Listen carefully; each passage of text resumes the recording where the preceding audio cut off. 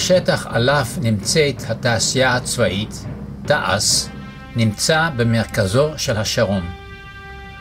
הוא גובל להרצליה, רמת השרון והוד השרון, ועליו מתוכננת עיר בת 100,000 תושבים. אלא השטח, 7,000 דונם, מאוד מזוהם. הוא מהווה סכנה ממשית לתושבים בסביבה ולתושבים עתידיים שיגורו בשטח זה. המדינה במשך עשרות שנים זיהמה פה את הקרקע בצורה קשה. למעשה יש פה בית קברות של חומרים מסוכנים, מסרטנים, שאנחנו יודעים שהם פוגעים בסביבה ובתושבים שמסביב. זה בא לידי ביטוי במים, זה בא לידי ביטוי גם בפאזה הגזית ובא לידי ביטוי גם בקרקע. אנחנו לא יכולים לקבל את התוכנית של המדינה. לפני כחצי שנה החל מאבק נגד תוכנית בנייה גרנדיוזית האמורה לקום על שטחה של התעשייה הצבאית. אפשר לומר שכל הנושא הזה של התנגדות לעיר התעש שאנחנו מובילים היום התחיל בפגישה עם הגברת גרמן. גברת גרמן הזמינה את תושבי הרצליה למצגת שבה לראשונה ראינו תוכנית מתאר מ-1 מוצגת על הקיר עם מערכת כבישים ותוכנית מפורטת, תוכנית צור שמראה את הפיתוח עד לרמה של בניינים רבי קומות על גבול בתי התושבים במזרח הרצליה. אני כאדריכל ומתכנן ערים נדהמתי לראות תוכנית במצב של לפני הפקדה, מאושרת להפקדה, כשהתושבים לא יודעים עליה בכלל. כשראיתי את התוכנית נדהמתי לראות שבמשך שנים, אולי 13-14 שנים, הובילו תוכנית שמתעלמת מהאוכלוסייה שסובבת את התוכנית הזאת. תשמע רוני, אני לא מבין איך אפשר לתכנן כזה פרויקט גדול בשטח של 7,000 דונם כאשר הציבור בכלל לא יודע במשך 13 שנה מה קורה. זאת שאלה מצוינת ואין לי את התשובה. התשובה היא בידי המדינה, אבל בפועל מה שקרה פה שהתוכנית הזאת היא כל כך גדולה, היא ממש תכנון של עיר, והציבור לא יודע מזה שום דבר, כאשר תוכנית כל כך גדולה מתקדמת, וכבר יש החלטה על הפקדה שלה, והציבור מגלה את זה באקראי, בגלל שיום אחד הגיע לפה טרקטור, ושם פה מצא לטובת הכביש הזה, על מנת לבנות פה כמה בתים. אנחנו התעוררנו, אמרנו מה זה הדבר הזה, ראינו את התוכניות של המקום הזה, מהכביש הקטן הזה הגענו לנושא של תוכנית שתהיה פה שקוראים לה מתחם צור, שזה 6,000 יחידות בערך, על הקטע הזה של הרצליה, וראינו שזה רק הקצה של תוכנית מתאר ענקית, של גם בהרצליה, גם ברמת השרון, גם בהוד השרון, תוכנית של להכניס פה 100,000 תושבים, יש החלטה להפקדה והציבור לא יודע. זו צפיפות גבוהה מאוד, בנייה רוויה, על גבול בתי התושבים, כשהכביש שמחבר את הבינוי הזה ואמור להוביל אותו לתל אביב הוא ירושלים הנצח. דרך ירושלים בהרצליה והמשכה רחוב הנצח ברמת השרון. זו התוכנית של התעש. זה כביש ירושלים הנצח. זה רחוב יבנה שמחלק בין הרצליה כאן ורמת השרון בדרום. התוכנית הזו הפוכה. לא ייתכן שהכבישים הם עלינו, האוכלוסייה הגדולה עלינו, וכל השטחים הירוקים הם במזרח. זה אמור להיות הפוך. בינינו לבין האוכלוסייה החדשה צריך שיהיה פארק ירוק, שטחים ירוקים, מעבר להם הבינוי והכבישים בתוך שטח התעש. אבל זה כנראה לא תואם את התוכניות הנדל"ניות.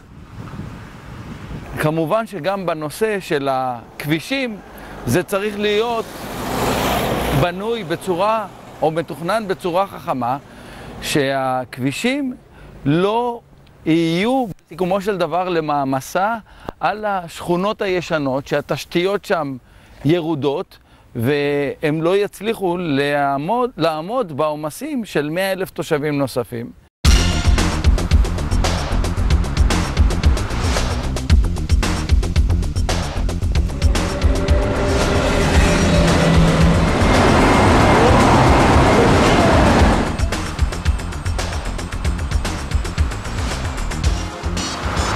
הלכו ותכננו כאן עיר על לוח שטוח, כאילו שאין כאן שום נתון יוצא דופן.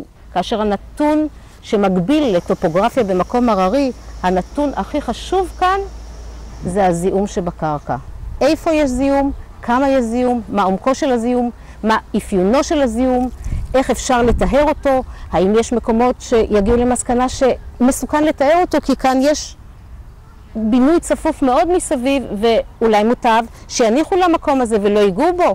ואז יתברר שבדיוק המקום המסוים הזה הוא איזשהו עורק תחבורה שאמור לפתוח את התנועה לכיוון כביש גאה. ואנחנו יודעים היום שלמעשה אנחנו כאן חנוקים מאוד. ציר סוקולוב ברמת השרון הוא ציר חנוק מאוד.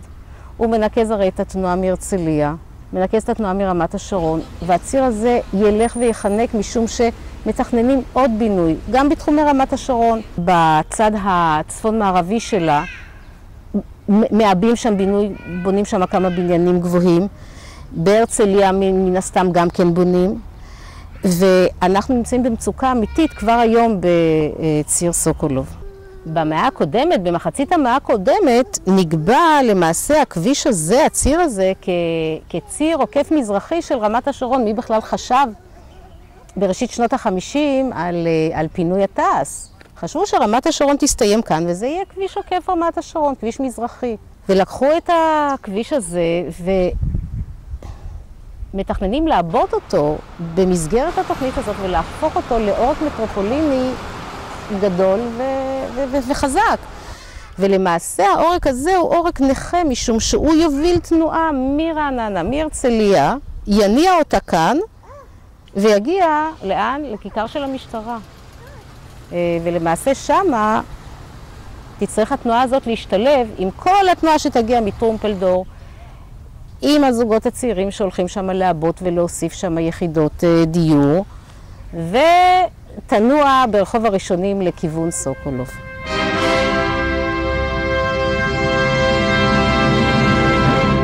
הרגשנו ברמת השרון שאנחנו כנראה שותים מים שזורמו בכימיקלים רעילים שמקורם בתעש.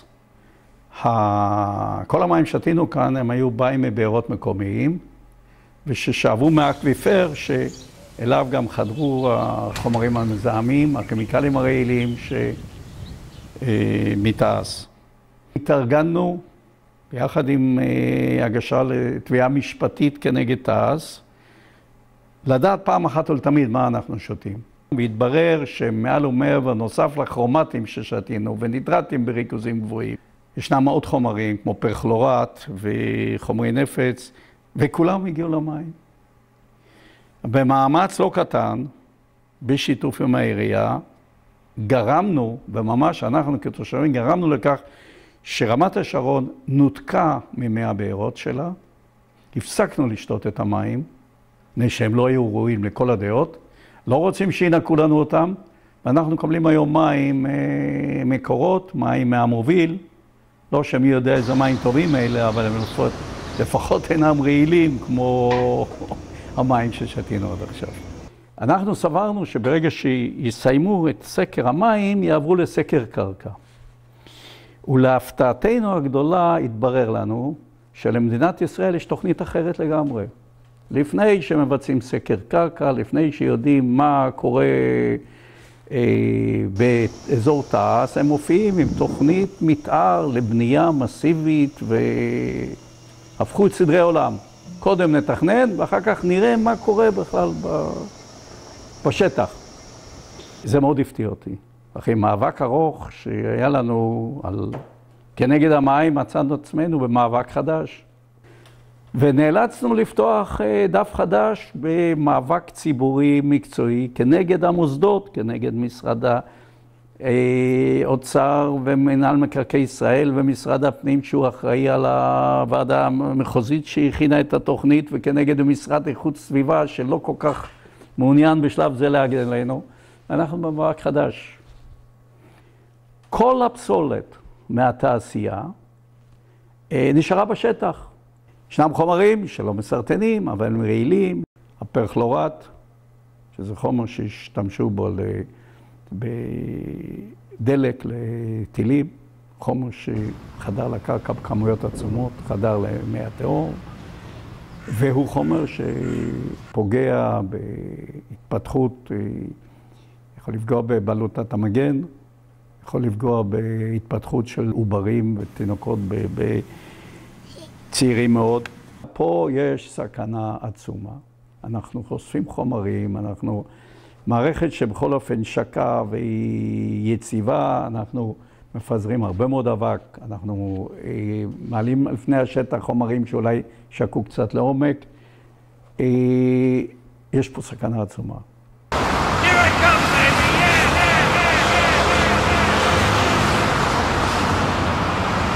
כל התוכנית, כל ההיקף שלה, גם בצד של רמת השרון, גם בהרצליה, גם נווה עמל בצפון, היא כולה בנויה ככה שמסביב יש כבישים גדולים שמקיפים את המתחם הזה.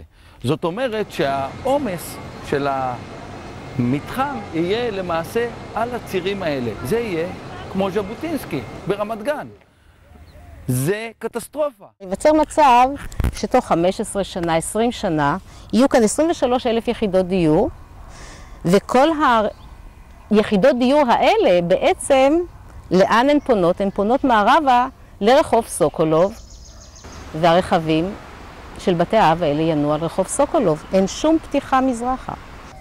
הפתיחה מזרחה היא תהיה בשלבים מתקדמים, שלב 5, 7, 8, שלב 8 כאן. שלב האחרון של התוכנית זה עוד 25 שנה. ומה יקרה?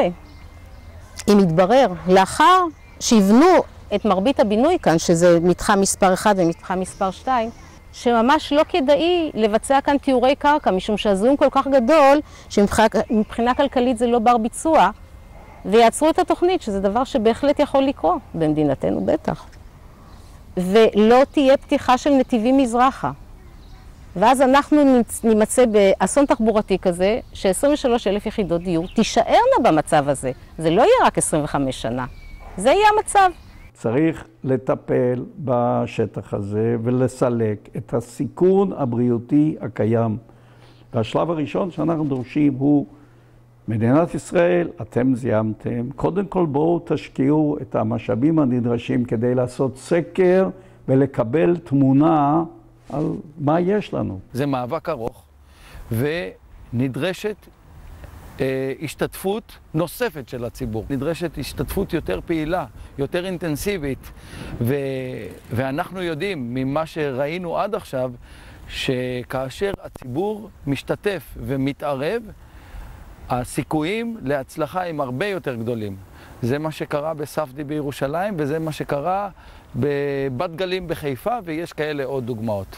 שיתוף של הציבור מוביל להצלחה. אנחנו צריכים לעצור את התוכנית ולהתארגן לפעולה רחבה. גם משפטית, גם ציבורית. בסך הכל בכוונה לעצור את התוכנית הזו ולגרום לכך שהיא תחזור אל שולחן השרטוט. תכנון מחדש. המדינה פישלה כבר מספר פעמים ובמספר מקומות. גם בנוף ים, גם במגן וגם בירושלים. היום אוכלים את הלוקשים האלה של המדינה. ולכן אנחנו לא מוכנים להיות שפני ניסיונות של אף אחד. לצערי אנחנו לא בארצות הברית לפי התקנות של ארצות הברית. פה הכל כנראה פרטאץ', ולכן אנחנו צריכים להילחם על הזכויות שלנו, ואנחנו לא ניתן למדינה להעביר תוכנית כזאת. לא אצלנו.